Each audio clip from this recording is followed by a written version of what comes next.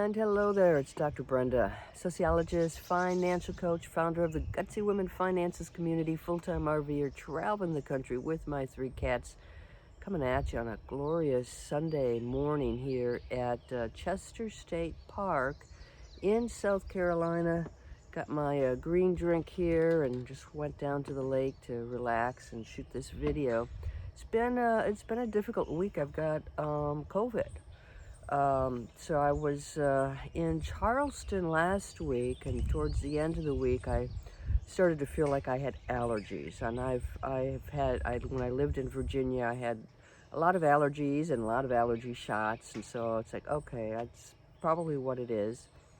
And then Monday, I felt like I got hit by a brick. I was okay, and then all of a sudden, it's like I really started to get kind of shaky. I felt like imbalanced. My body was imbalanced. I had to like grab something to eat right away. And I do a lot of intermittent fasting, but I just had to like get some food. Maybe that would get things back in gear. And started to have a headache and congestion. And I'm like, okay, I got to go get some cold medicine.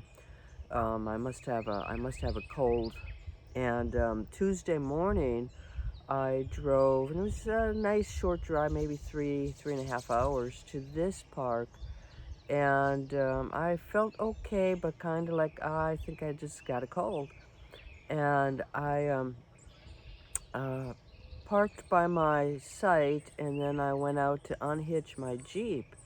And unhitching the Jeep, I almost fell on my butt twice.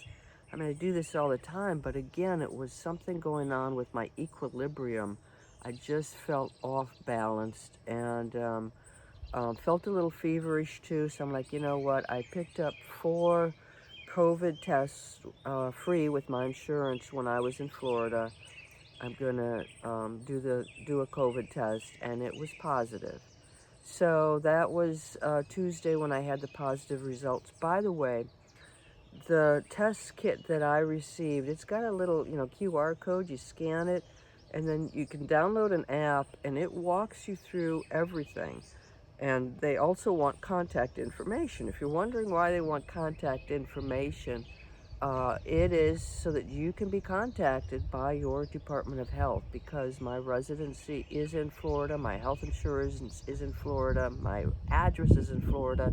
I was contacted by the Florida Department of Health both Wednesday and Thursday, asking about symptoms, but also advising me in terms of isolation. Now, isolation in a campground, especially one this small, and has been very easy to do. I'm going a little stir crazy, took a little road trip yesterday, um, but it's been pretty easy to socially isolate here. I still feel the biggest challenge has been the first couple of days, feverish, headache throughout a lot of this, sore throat, congestion, and fatigue. It's been the fatigue, the lack of energy, at least the first couple of days, where all I did was sit, and I got local channels. I watched Julia Child's cooking show. I watched woodworking shows. Man, I can't stand watching TV. The last couple of days I've been able to sit and read a book. The first couple of days I couldn't even read a book. That was too exhausting.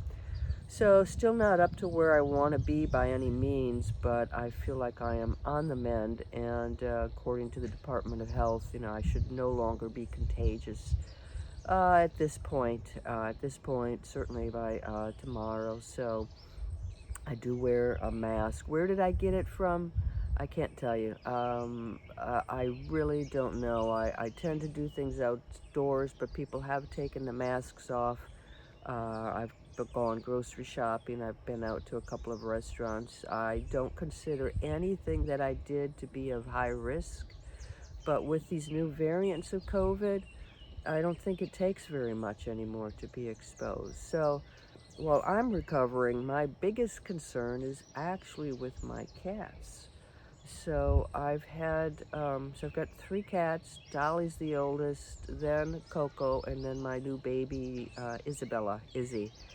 And it's all started with Coco. I mean, she's always been the kind of the runt of the litter and the smaller size cat. And I noticed that she was losing hair in fur. She was losing fur on her ears. And then I looked a little closer and I saw some scabs by her eyes up towards the ear. And then I saw a similar scab on Isabella's ear. So I Googled, I checked things out. I bought some over-the-counter ear mite medicine. I had some ointment called Animax to put on their ears. And I know that, you know, if they were mites, that it would be contagious. So I treated for a couple weeks. The scabs went away. Things seemed to be getting a little better, but those ears, especially Coco, she didn't look very good at all. And so I took her to a vet when I was in Georgia. And the vet said, no, no ear mites. She said, I'm seeing tons and tons of pets this season with allergies. I think it's just an allergy. I said, well, you know, I've got the same pattern with the ear, the fur coming off of the ear on all of the cats. Allergies are not contagious.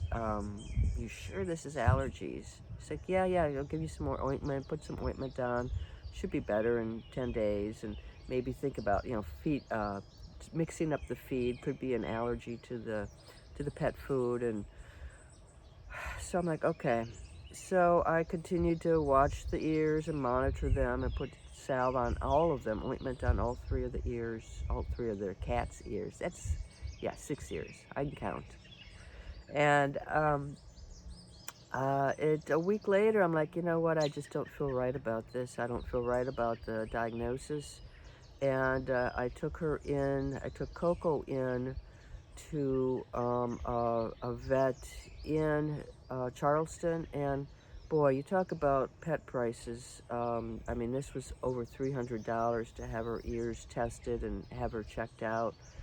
But, you know, I came in I walked in on a Friday and got her in on a Monday. And it's just trying to get a cat into a vet these days can be difficult. Anyway, the vet did a culture of the skin on her ear and said she had 2 types of bacteria. So I've got a pill that I have to give her every morning. Coco loves pills, yeah. And then I have eardrops that I've been using in, and the eardrops, the same brand that I've been using in Dolly's ear, because Dolly occasionally gets ear infections. So it was that same treatment I have to give Coco, and then I am continuing the ointment. Izzy's looking good. Isabella's ears are good, but Dolly has started to lose more fur on her ears. And yesterday I had her outside, and she had some, like, you know, a tuft of fur, and basically she's got a bald spot now like this big on her back. And I've Googled, and it looks like ringworm. So she's got a huge bald spot now on her back, and she has not been herself. She's been wanting to go outside, but then she doesn't go anywhere when she goes outside. She just kind of lays there. She's been going into a dark corner behind my bed on the floor. She's been lying on top of the stovetop. Partly this has been hot and humid here, and even though the AC is running, she's been trying to find cool spots. So I've noticed that pattern. She wanted to go out today, and she just laid in the ground. Okay, I see we got some folks headed out of here. It is Sunday morning. This is usually the time folks are leaving. So I am going to call the vet tomorrow in my next location and get her in to see the vet. I mean, all of this stuff, I don't know what it is, if it's the heat, the humidity, everything started in Florida.